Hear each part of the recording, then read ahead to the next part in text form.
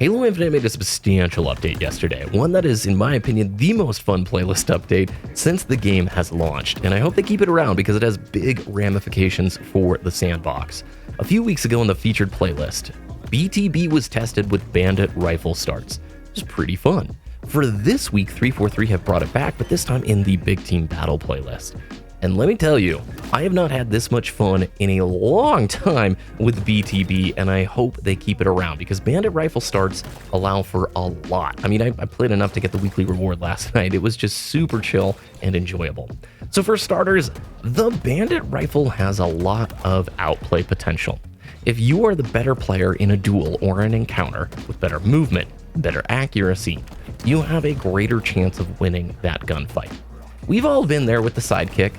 We've been in those spam fights when you're in close and mid-range and somebody spams super fast, gets lucky with the bloom, and you get taken out quicker. If you played Halo Reach back in the day, you will remember this is a frustration that has been with us since 2011. And having the Bandit rifle as the starting weapon also allows you to skip out on the loot goblin mode of BTB, which is after every single respawn, you're scouring weapon racks looking for any item or weapon that can give you a little bit more utility than that sidekick and AR start. That lets you get into the action faster, and it honestly feels like BTB should. I've got a weapon that is useful, and I can go out and I can actually be a benefit to my team instead of spending the start of every respawn scouring for a different weapon. Bandit starts also, again, I just think are less frustrating in general if you're a player with some experience. The weapon also balances things out in a way where if you're a brand new player, I don't think it's that difficult to use. There's not a lot of mechanical challenge to it. I would like to see a few things change. We talked about that with Bandit Rifle before, right? D-scope would be great, maybe a little bit better of a scope on it, because it's no Halo 5 Magnum, and I would not like to see this thing as 4v4 starts just yet. But in BTB, it is the most fun that I had with this playlist in a long time, and I'm really looking forward to playing through it this week. Now, on the whole, think about this though, there are players when they did the feature playlist test who did not enjoy the Bandit rifle starts. And I know right now I've seen some players who are like, look, it's fine to get the Bandit starts, but at least let me know where sidekick and AR starts are going to be so I can still try and play those. This exposes a problem I think that's been growing for a long time now, and that is the lack of a veto system. Obviously in MCC, we have the match composer. You can choose if you want to play Halo 3 with the AR starts or if you want to play with BR starts, and you can search directly for that. Infinite, we don't. And in the old days, as you know, as Halo boomers would know, you had the veto system. You literally, in a pre-match screen, the lobby had an opportunity to vote on the map and game type combo. Not, change, like it's not option 1, 2, and 3. You literally would press X to veto, and then the game would bring up the next option. You wouldn't know what it was. That's always like the big feedback. Anytime I bring up map voting, people are like, nope, never bring it back. We only play the popular modes and maps. We never get to play the obscure stuff. People only vote for it. Well, the veto system kind of takes care of it. You can pass on something that the lobby doesn't want to play, but you don't have a say in what the next one is. It's a chance. You still have the opportunity to play some of those lesser known modes. I think Halo Infinite would absolutely benefit from a system like this, because let's say the Bandit starts, it's like BTB Pro, right? And then BTB is just like Sidekick AR. Let those two variants exist in this playlist if there's enough vocal feedback from players who miss it, and bring in a veto system.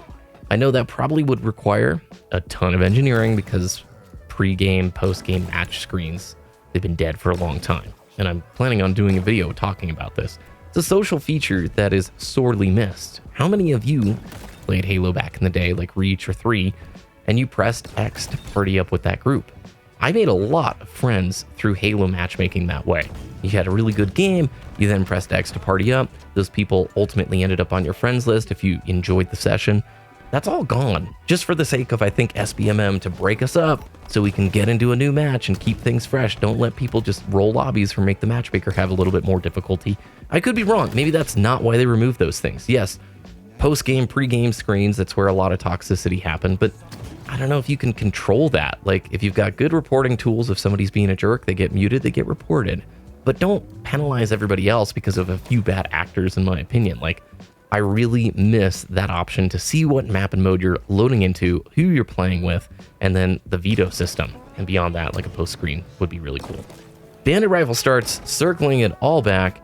it's pretty sweet, and I think is starting to show some real hope and momentum on my side for what a live service Halo game could be, because so far in Season 3, each week there has been a stylistic shift, a change, something to talk about, and I know it's a far cry from the 343 and Bungie era Halo games prior to Infinite. I mean, especially the Bungie games, but even some of the previous 343 games, Infinite is content light and behind the ball.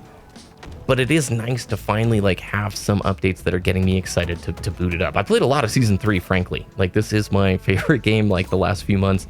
This and CSGO is like all I'm really playing. And I think it's because it's getting closer to the direction of where I want it. That and the gameplay is just, you know, it's awesome.